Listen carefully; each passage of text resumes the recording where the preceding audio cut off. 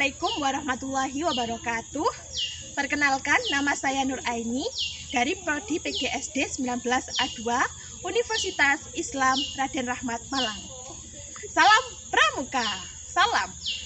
Di sini saya akan menjelaskan bagaimana sih tutorial cara membuat peta panorama. Sebelumnya, saya akan menjelaskan bagaimana sih peta panorama itu. Peta panorama adalah membuat suatu pemandangan medan alam dalam bentuk sketsa, gambar sederhana yang menunjukkan suatu daerah dengan sudut pandang tertentu.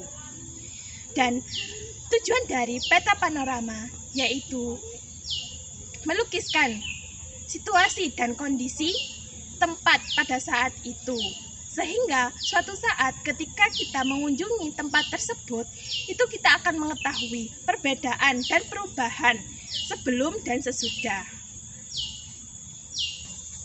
Untuk pembuatan peta panorama, kita membutuhkan alat dan bahan. Saya akan menjelaskan alat dan bahan apa saja yang dibutuhkan dalam pembuatan peta panorama.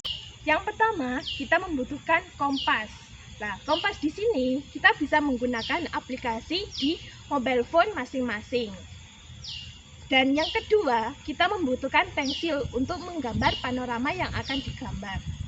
Selanjutnya, kita menggunakan penghapus.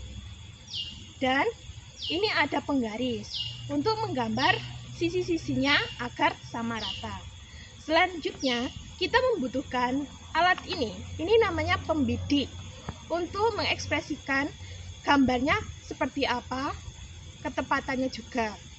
Dan kita membutuhkan kertas HVS untuk menggambar panorama.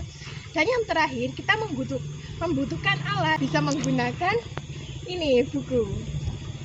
Ya, kita akan menggambar peta panorama seperti di sana.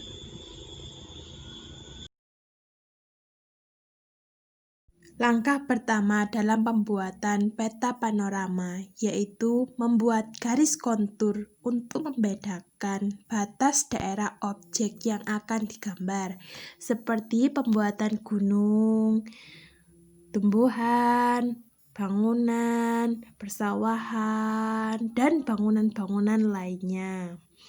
Di situ harus dibedakan antara yang satu dengan yang lain.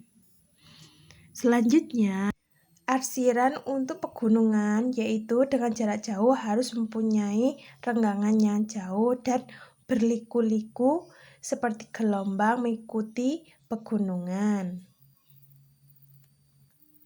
Selanjutnya, untuk arsiran yang khusus untuk bangunan dan pepohonan yaitu menggunakan arsiran miring jika objek yang digambar cukup jauh, maka arsiran harus mempunyai renggangan. Yang pertama, pegunungan yang mempunyai renggangan agak jauh, maka renggangannya juga jauh.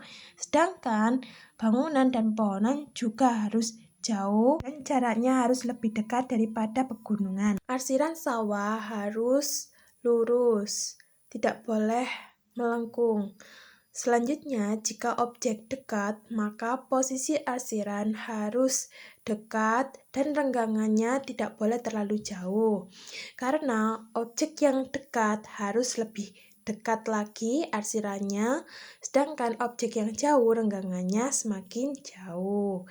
Itu untuk posisi antara objek yang satu dengan yang lainnya. Untuk gambar arsiran selanjutnya yaitu bentuk bangunan dan posisi objek semakin dekat, maka arsiran harus semakin dekat, dan untuk bangunan maka arsiran harus miring, tidak boleh melengkung.